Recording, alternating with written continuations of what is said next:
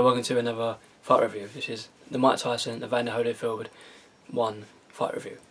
So, Mike Tyson and Evander Holyfield fought off for the WBA Heavyweight Championship in 1995, I think, or 6, with obviously Mike Tyson's WBA belt on the line.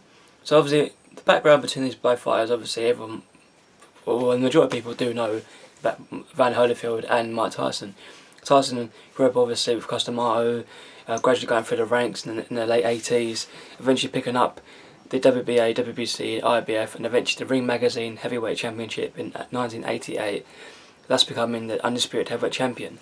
His reign would be short, and as he got knocked out, obviously unexpectedly, by Buster Douglas in 1990. After that, Mike Tyson's sort of invincibility just vanished. He went to jail obviously in 1992 for a convicted rape charge, came back in 1995, and just literally just wasn't the same fighter. He did pick up two different heavyweight title belts, the WBC belt and the WBA belt, but got stripped the WBA belt because of inactivity and also for not fighting a specific contender at the time, which I think was the case at the time. So obviously when he fought Evander Holyfield, which was eventually was originally agreed for 1991, but obviously Tyson had a rib injury, did it to prison, obviously got delayed back until a few years later, obviously for 1995 or 1996.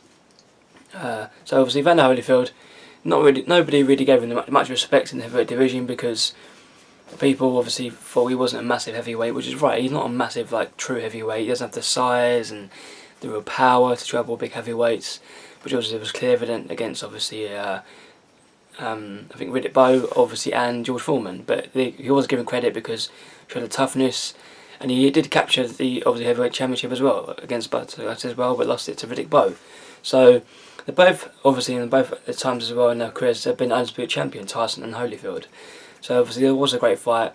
Obviously both of them coming together. It might have been a few years too late, and obviously Tyson was obviously past his prime by then. He was still a dangerous puncher because everybody knows Tyson's a big puncher, obviously one of the biggest of all time. Yeah, he wasn't a great fighter, but he was a good obviously heavyweight obviously for a specific time period that he was in.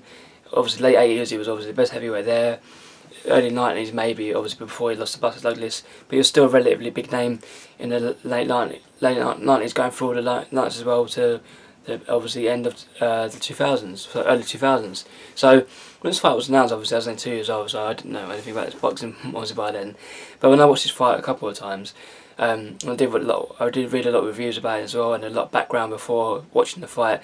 Obviously the thoughts going obviously for this fight was that could Tyson get his career back on track, and could he obviously get himself obviously back into the heavyweight division? I know he was a champion, but obviously he picked up against Frank Bruno and I think Buster Matthews, so I could get it wrong, which obviously they're just paper champions, nothing really obviously catching out there. I mean, Frank Bruno's a good fighter, but always found his bigger opponents, so obviously they can't really be counted as the win.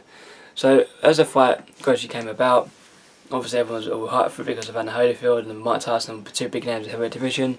So early in the fight that I remember watching clearly, Tyson did have some success. He came out aggressive, but he wasn't a Tyson of old. He didn't have that really snapping body movement, the speed, the foot speed, the dynamic punching power, fighting from off of all angles. And Holyfield exposed him quite early, using his obviously ring generalship. His boxing ability, which Tyson obviously didn't have out of the two. Obviously Holyfield was the two. So out of the both boxers, Holyfield was the superior boxer.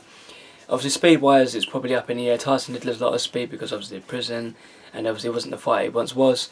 So gradually over the fight, even though it was a good fight to watch, it was entertaining, you could tell eventually that Mike Tyson would have to get a knockout in this fight to win. Holyfield wasn't dominant as such, or it might obviously have been in such as well, that's people's opinion, but I do think that maybe Holyfield gradually obviously turned the tide, and he did in round 6, knocking Tyson down, even though it might have been a slip, but then again if you look through it gradually, it was a body shot that brought him down.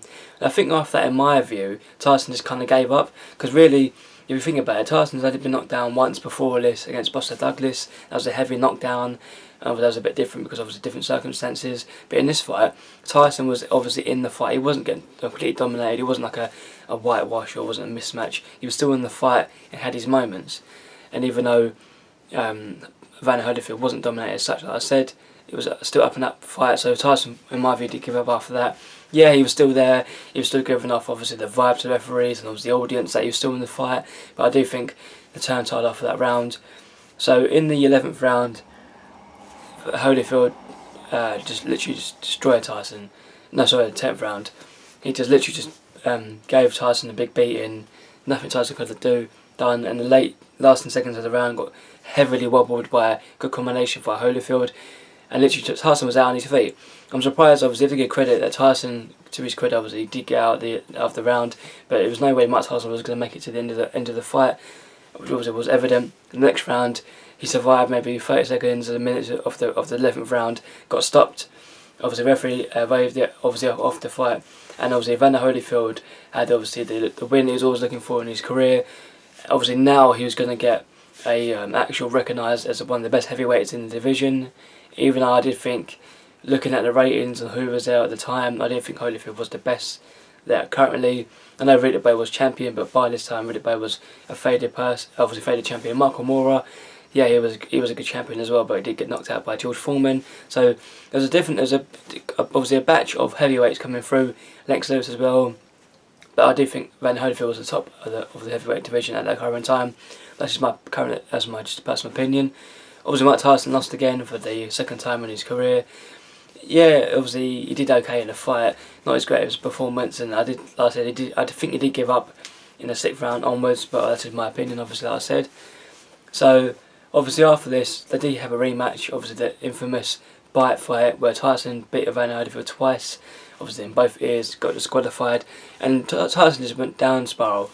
I mean, he did have problems before the Douglas fight, and obviously in the late 80s with obviously marriage and just personal, obviously differences, but Tyson just went for free fall. He just thought anybody who could make money off of him, because Tyson was a big name, he would make money however he would.